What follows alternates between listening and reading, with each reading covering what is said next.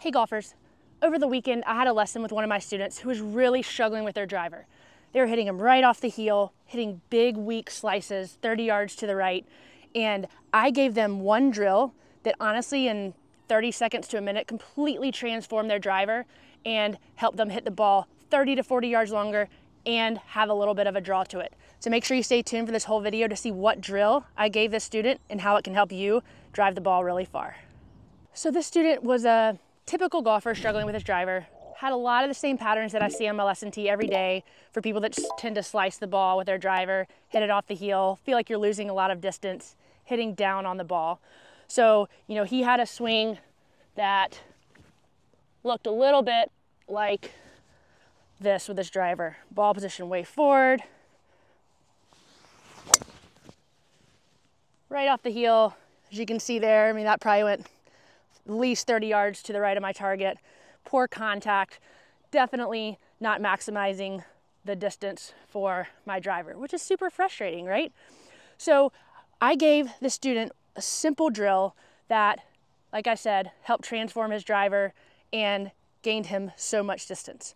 So the first thing that we talked about was what should we be doing in our backswing, in our downswing, to produce a solid shot that doesn't slice 30 yards off to the right.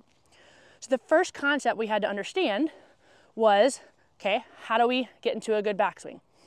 So there's really two main things that we have to do in our backswing that kind of makes this seem a lot simpler than a lot of times we make it seem. So in our backswing, in relationship to our torso, our arms are simply lifting, right? They're lifting. Even though that looks funny because I haven't added any rotation, our arms are lifting, and then when I rotate, now I'm in a very conventional spot at the top of my backswing. So I have to have my arms lift in relation to my torso, and then I have to have that rotation that is going to get us into a phenomenal backswing position. In the downswing, I have to do the opposite.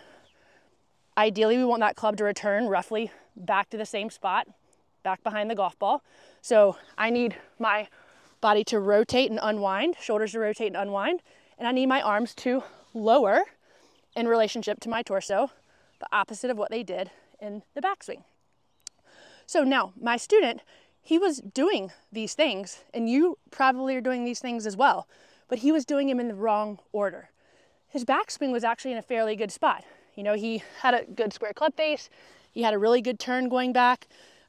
His backswing was actually in a really good spot. He got into trouble with his downswing.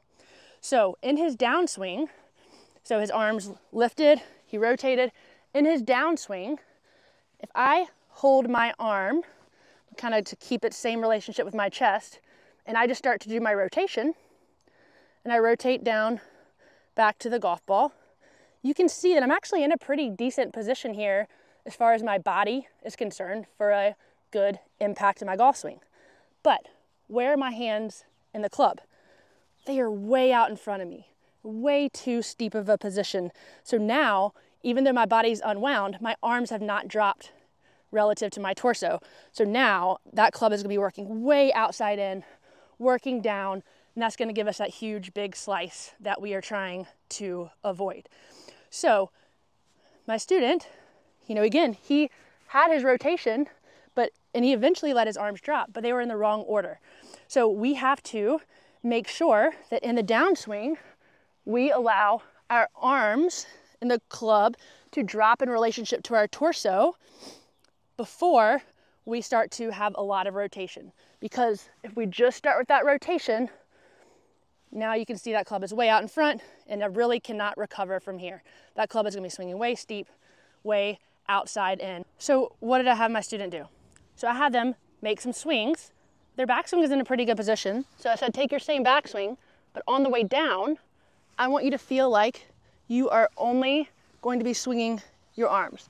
So I want you to feel like your upper body, your torso is not doing anything. And I want you to swing down with just your arms. So what did that do? As you can see, it's delaying the unwinding of my shoulders, allowing my arms to drop relative to my torso, which is what he was missing, that timing of the arms dropping.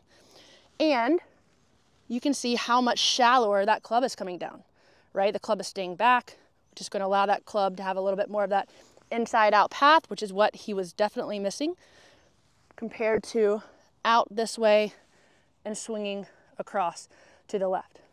So I had him feel his arms lowering, and then I wanted him to come through and feel like through impact, he was going to keep his chest behind the ball, again, not allowing it to turn through, and allow his hands in the club to pass and have that club face pointing down to the ground.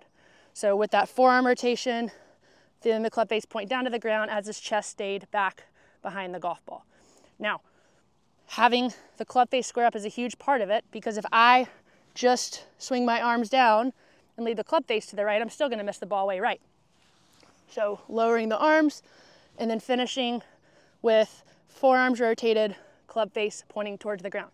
Now, if he actually did this, he would hit a big hook, but I knew that he wouldn't do it that extreme. That's the feel he needs to do the opposite of what he was doing, which was starting down with too much rotation and swinging way across to the left. So I had him just stand behind the ball, doing some rehearsal swings, finishing with what felt like no body movement, keeping that chest behind the ball, keeping that back to the target, letting the forearms rotate and have that club down to the ground.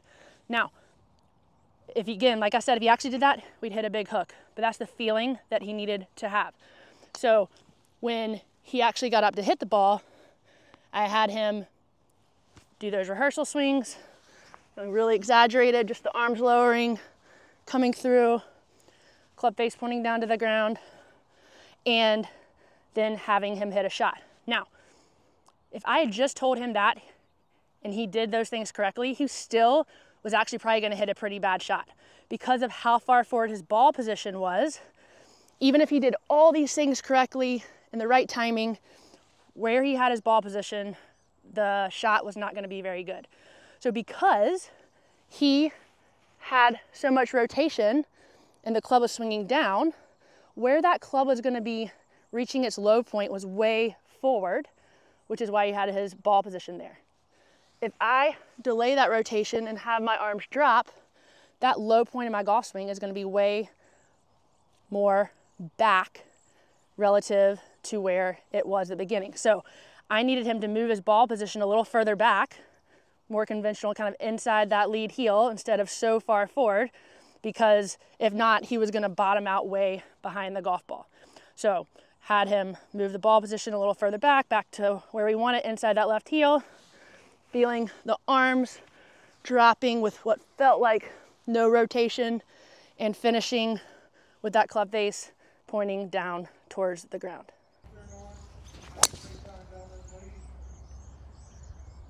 By having those two feelings of the arms dropping, body not having much rotation, keeping that back to the target, and allowing the forearms to let that face close and square up, my student was able to actually hit a nice little push draw within like 2 to 3 shots and was super excited to go take it to the golf course. So if you struggle with your driver and slicing it and hitting it off the heel and hitting down on it, try this drill and I promise it will help you too. Thank you so much for watching. If you like this video, let me know in the comments and subscribe to my channel so I can continue to bring you content like this every single week. If you'd like to work with me one-on-one, we can do so through Skillest, and I have that link in the description below. Thank you so much for watching, and we'll see you later.